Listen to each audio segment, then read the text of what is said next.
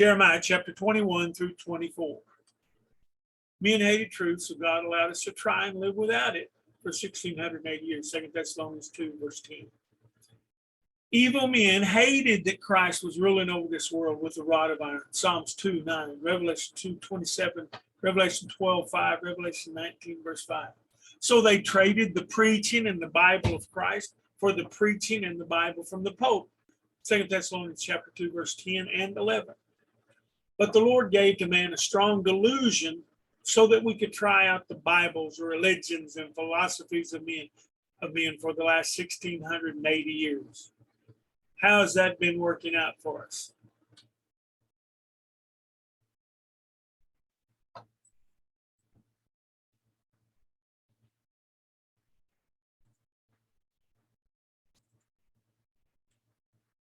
Jeremiah chapter 21. The word which was to Jeremiah from Jehovah, when King Zedekiah sent Pashur, the son of Melchiah, the Zephaniah, and Zephaniah, the son of Manasseh, Messiah, the priest, to him, saying, please inquire of Jehovah for us, for Nebuchadnezzar, king of Babylon, is warring against us. Perhaps Jehovah will deal with us according to all his wonderful works, that he may go up from us.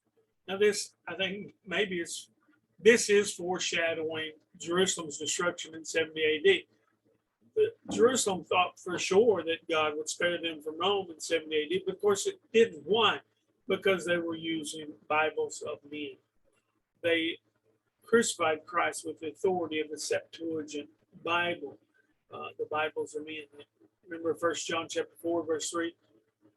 They denied Christ came in the flesh. How did they do that? Well, one way was that they changed the meaning of the word Elohim from plural to singular, translated it, put it in their Septuagint, and that's how the Septuagint was the Bible, the Antichrist Bible that was behind the crucifixion of Christ. Of course, all Bibles from men are Antichrist. They are the opposition from Christ ruling over the kingdom to Satan, the prince of the power of the air, ruling over modern men.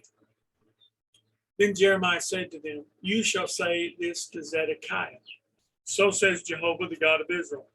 Behold, I will turn back the weapons of war in your hand, with which you fight against the king of Babylon and against the Chaldeans who besiege you outside the wall. And I will gather them together in the middle of the city.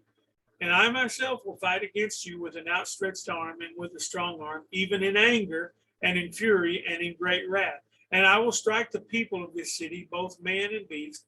They shall die of a great plague. So that's what happened in Jerusalem in 70 AD, wasn't it? They were for sure that God would save them, but God was involved in destroying them because they denied Christ. They rejected, just like we have in 2 Thessalonians 2, verse 10, the Catholic Church decided they'd rather have Pope than the kingdom of God. They decided that they'd rather have Gnostic preachers and men, Gnostic men in charge and in control, rather than Christ ruling over this world. And afterwards says Jehovah, I will deliver Zedekiah, king of Judah, and his servants and the people, and all those who remain in the city from the plague and from the sword and from the famine, into the land of Nebuchadnezzar, king of Babylon, to the hand of their enemy, and to the hand of those that seek their life. And he shall strike them with the mouth of his sword. He shall not spare them, nor have pity, nor have compassion. And you shall say to this people, so saith Jehovah, behold, I set before you the way of life and the way of death. He who remains in this city shall die by the sword, and by the famine, and by the plague. But he who goes out and falls to the Chaldeans who are besieging you, he shall live, and his life shall be for a prize to him. For I have set my face against the city for evil and not for good, says Jehovah. It shall be given into the hand of the king of Babylon, and he shall burn it with fire. And Jeremiah 21, verse 11, and concerning the house of the king of Judah, say, hear the word of Jehovah, O house of David, so says Jehovah. Do justice in the morning, and deliver the plundered one out of the hand of the oppressor, that my fury does not go out like fire and burn, so that none can put it out, because of the evil of your doings. Behold, I am against you, one dwelling in the valley, rock of the plain, says Jehovah. Those who say, who can come down against us, or who can enter our dwelling? But I will punish you according to the fruit of your doings, says Jehovah. I will kindle a fire in its forest, and it shall devour all things around it. So says Jehovah, go down to the house of the king of Judah and speak this word there and say, hear the word of Jehovah, O king of Judah, who sits on the throne of David, you and your servants and your people who enter in by these gates. So says Jehovah, do justice and righteousness and deliver the one robbed from the oppressor's hand. And do not oppress the alien, the widow, or the orphan. And do not do violence nor shed innocent blood in this place. Now, this is interesting because pure religion for God is to visit the fatherless and the widows, take care of the widows and the orphans. Denominationalism did not do that. Gnosticism doesn't do that. Gnosticism worries about itself. Men always have their thumbs on the scale of justice. We do it men's way, we won't have peace on this earth. For if you indeed do this thing, then there shall enter in by the gates of the house kings sitting on the throne of David, riding in chariots. Okay, so when Christ rules on the throne, he did in 70 AD, and he's about to in about 40 more years. The second coming of Christ is about Christ ruling on the throne. When he comes in riding on chariots and horses, he and his servants and his people. But if you will not hear these words, I swear by myself, says Jehovah, that this house shall become a ruin. For so says Jehovah concerning the king of Judah's house, you are Gilead to me, the head of Lebanon. Yet surely I will make you a wilderness, cities not inhabited, and I will consecrate destroyers against you, each one with his weapon, and they will cut down your choice cedars and make them fall in the fire. And many nations shall pass by the city, and they shall each say to one another, why has Jehovah done this to this great city? And they will answer, because they have forsaken the covenant of Jehovah their God, and worshipped other gods, and served thee. Weep not for the ones who die, nor moan for them. Weep bitterly for him who goes away, for he shall return no more, nor see the land of his birth. For so says Jehovah concerning Shallum, the son of Josiah, king of Judah, who reigned in his father Josiah's place, who went forth from this place, he shall not return there anymore, but he shall die there in the place where they have exiled him, and he will see this land no more. Woe to him who builds his house without righteousness and his upper rooms without justice, or those who build their house on sand, Jesus would say, the Sermon on the Mount. Gnosticism is building your house on sand. There's nothing to Bibles of men and religions of men.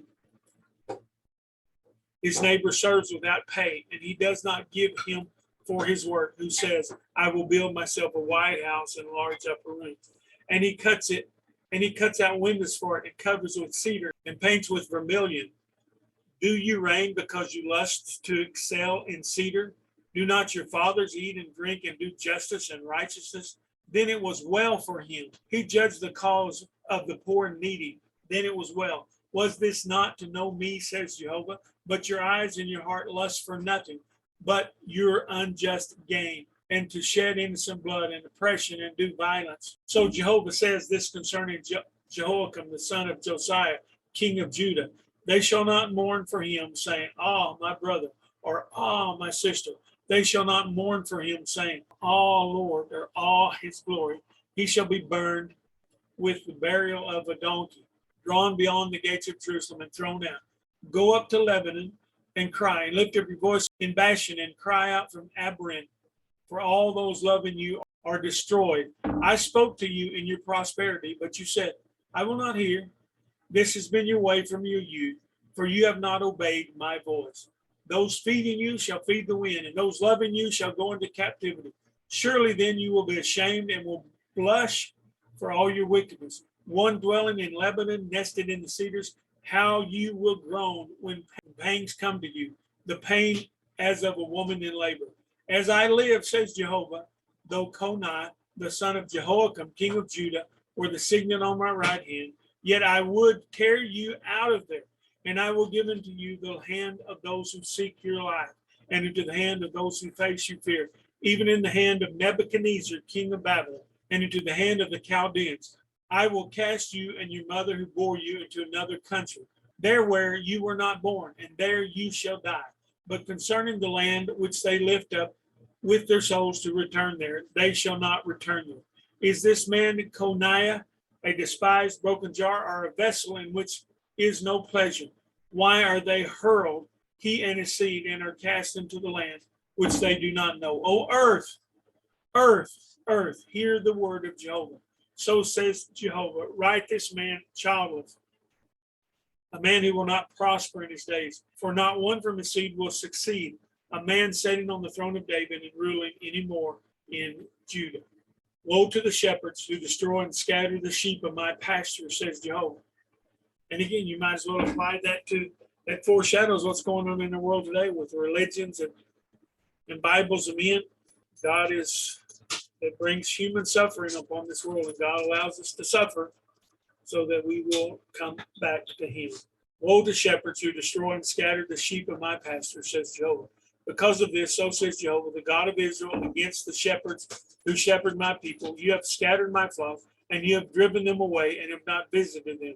Behold, I will visit on you the evil of your doing, says Jehovah. And I will gather the remnant of my flock out of the lands where I've driven them there, and I will bring them again into their fold, and they shall be fruitful and multiply. I will raise up shepherds over them who will shepherd them, and they will fear no more, nor be terrified, nor will they be missing anything, says Jehovah.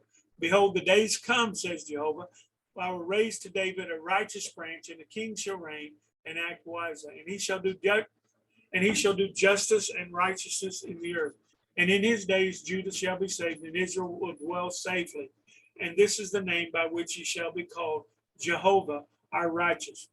Behold, so the days come, says Jehovah, that they shall no longer say, as Jehovah lives, who brought the sons of Israel up out of the land of Egypt, but as Jehovah lives, who brought up and landed the seed of Israel out of the land from above. The wisdom from above is what this is about. Israel out of the land from above, and from all the lands where I've driven them there, and they shall dwell on their own land. So we've been in apostasy for 1680 years. That's what this is foreshadowing. But we're heading back. Christianity is back. The second coming of the Lord will be in 40 years. Jeremiah 23:9. My heart within me is broken concerning the prophets. All my bones shake. I'm like a drunken man, and like a man overcome by wine, because Jehovah, and because of the words of his holiness. For the land is full of adulterers, for the land mourns because of a curse. The pastures of the wilderness are dried up, and their course is evil, and their might is not right. For both prophet and priest are ungodly. Yes, I have found their evil in my house, says Jehovah. So their way shall be to them as slippery places in the darkness. They shall be driven out and fall by it. For I will bring evil on them, the year of their judgment, says Jehovah. And our year of judgment is going to be in 40 years when the second age of the kingdom comes, or the second coming of Christ. And I have seen frivolity among the prophets of Samaria.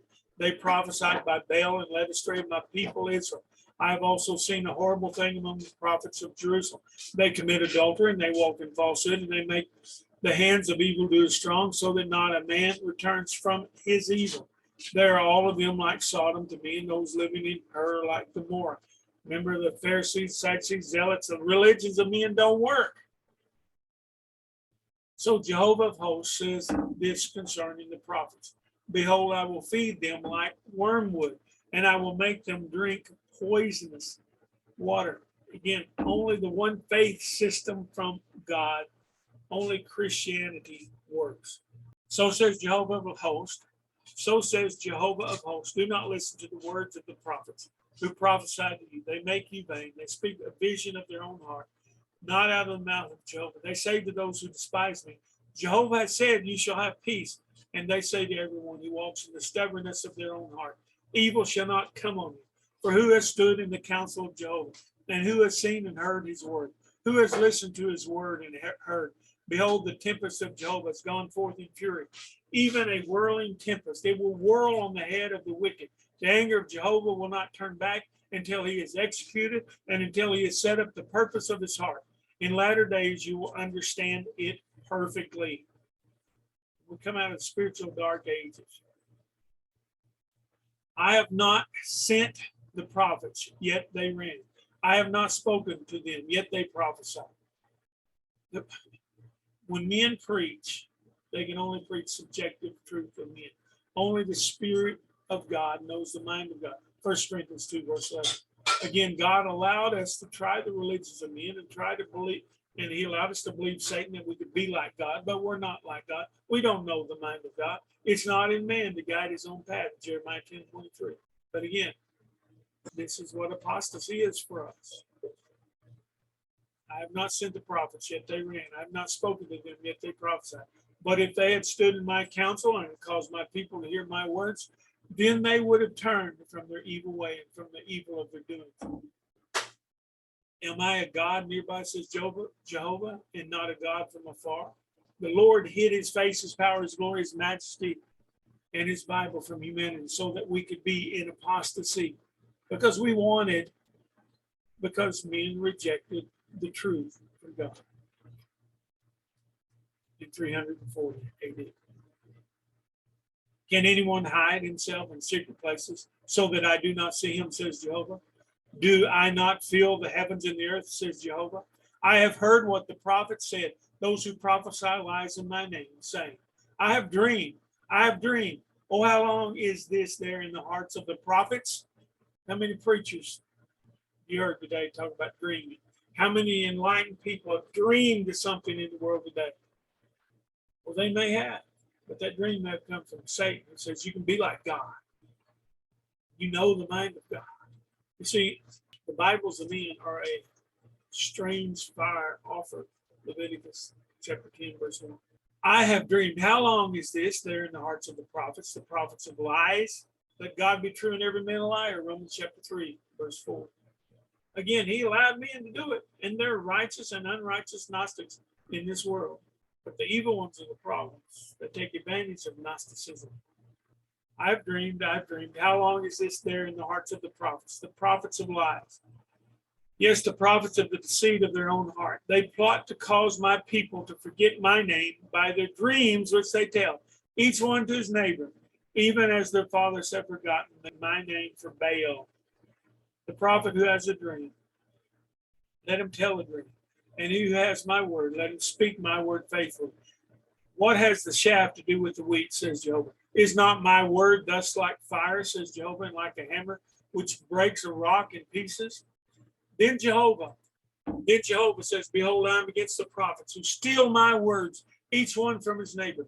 Jehovah says, behold, I am against the prophets who use their tongues and say, Jehovah says, behold, I am against those who prophesy false dreams and tell them and cause my people to go astray by their lies and by their frivolity. Yet I did not send them nor command them, and they will not profit this people at all, says Jehovah. And when this people or the prophets or priests shall ask you, saying, what is the burden of Jehovah? You shall say to them, what burden? I will even forsake you, says Jehovah. And the prophet and the priest and the people will say, the burden of Jehovah, I will even punish that man in his house. And you will say, each one to his neighbor and each one to his brother, what has Jehovah answered? And what has Jehovah spoken? And you shall not mention the burden of Jehovah again, for each man's word shall be his burden. You know,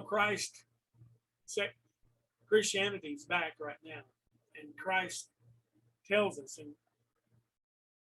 in the kingdom of heaven, the second age of the kingdom of heaven, we'll have all spiritual blessings in Christ, but we will have the yoke and burden of Christ, which is much lighter than the burdens of men. Right now, we have the burdens of men. Gnosticism, it's the cause of human suffering, the moral standards of men. But you have perverted the words of the living God of Jehovah of hosts, our God. So you shall say to the prophet, what has Jehovah answered you? And what has Jehovah spoken? But if you say the burden of Jehovah, therefore so says Jehovah, because you say this word, the burden of Jehovah, and I have sent you saying, you shall not say the burden of Jehovah, therefore behold, I will utterly forget you and cast you off, and the city which I gave you and your fathers away from my face. Of course, that's what happened. Jerusalem, Gnostic Jerusalem, was destroyed in 70 AD. And that foreshadows Babylon, Rome. It's going to be destroyed in approximately 2060 AD. And I will put you on an everlasting reproach and never-ending shame on you, which shall not be forgotten. Jeremiah 24. Jehovah made me see, and behold, 2 baskets of figs set before the temple of Jehovah.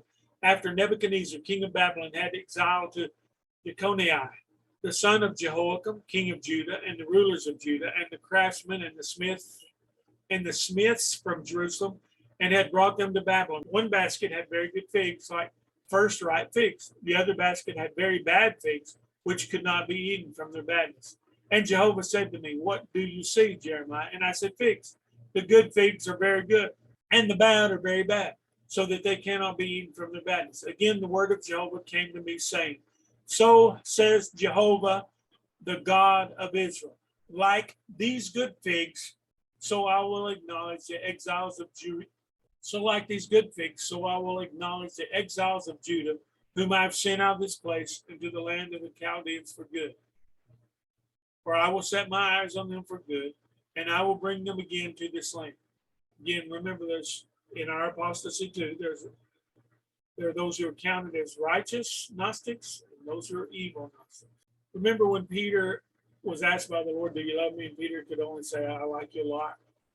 Jesus told him, even if he liked him a lot, to come and follow him. That's kind of like these in Judah who were gone into apostasy, who were counted as righteous. And I will build them and not tear down. I will plant them and I will not pluck up. I will give them a heart to know me, that I am Jehovah. And they shall be my people, and I will be their God. For they shall return to me with their whole heart. And like the bad figs, which cannot be eaten from badness, so says Jehovah. So I shall make Zedekiah the king of Judah, and his rulers, and the remnant of Jerusalem, who remain in this land, and those who dwell in the land of Egypt. So the Lord's back. Second coming of the Lord. It means Christianity's back right now. And those who are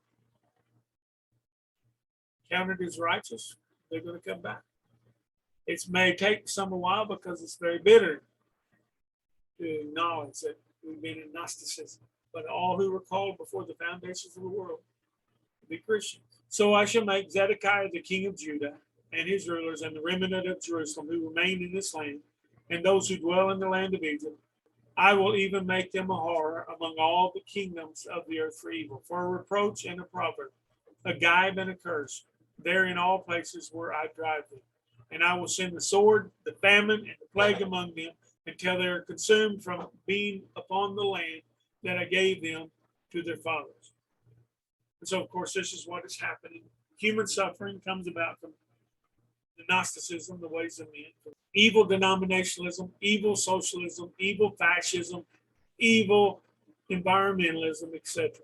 My name is Randall Kent Maxwell. Thank you for listening and considering these urgent matters. You know, men have hated truth, so God has allowed us to try and to live without it for 1,680 years. 2 Thessalonians 2, verse 10. Evil men hated that Christ was ruling over this world with a rod of iron. Psalms 2:9, Revelation 2:27, Revelation 12:5, Revelation 19:5. So they traded the preaching and the Bible of Christ for the preaching and the Bible from the Pope. 2 Thessalonians 2:10. And in verse 11, the Lord gave to man a strong delusion so that we would be forced to try out the Bibles, religions, and philosophies of men for the past 1,680 years. But now the time of the end, the last days are revealed. It's now been revealed that Satan is the man of sin, the prince of the power of the air, has been ruling over this world for the past 1,680 years by convincing us that we can be like God. Romans 5:12-21. Genesis 3, verses 4 and 5. All during our apostasy away from the Bible, Christianity, and the kingdom of God. 2 Thessalonians 2:3-11. Many years ago, my grandfather warned me about the subjective truth preaching to me, and so I prayed and worked and studied for the wisdom from above for over 40 years now. I've been working on the restoration of the Bible from God. It's my job to give to the righteous and the unrighteous the Lord's warning about the second coming of Christ, that it is now at hand. I have commentaries available on the Bible with which Christ will rule over his kingdom. It's exceeding embarrassing to me to expose everything I know and everything I don't know about the Bible from God. but it's my job. So before we run out of paper and before the dollar is worthless, I would recommend that you send a check or money order for $39.95 to the Pillar and Ground of Truth Publishing at 16462 Highway 203, Wellington, Texas, 79095 for Maxwell's commentary on Revelation, Job, and Daniel. You can understand the end time prophecies. You can understand that the second age of the kingdom of heaven is at hand. Please remember to include your mailing address, your email address, so that we can include in your order an ebook commentary on the whole restored Bible. Of course, it's not restored, it's in the process of being restored. But it's the Bible which the Prince of Peace will rule over his kingdom with. We only have in part, but when that which is perfect, that means when the Bible is completed, the second age of the kingdom will be here, the second coming of Christ will be here in his kingdom. Again, this restoration process, we will have to contend for the faith for the next 40 years. The Lord wants us to go slowly. He wants it to go slowly because the supernatural objective truth, when it suddenly dropped upon us, none of us would be ready for it. We only have the Bible in part, so we have to contend for the faith to get ready for the second coming of the Lord.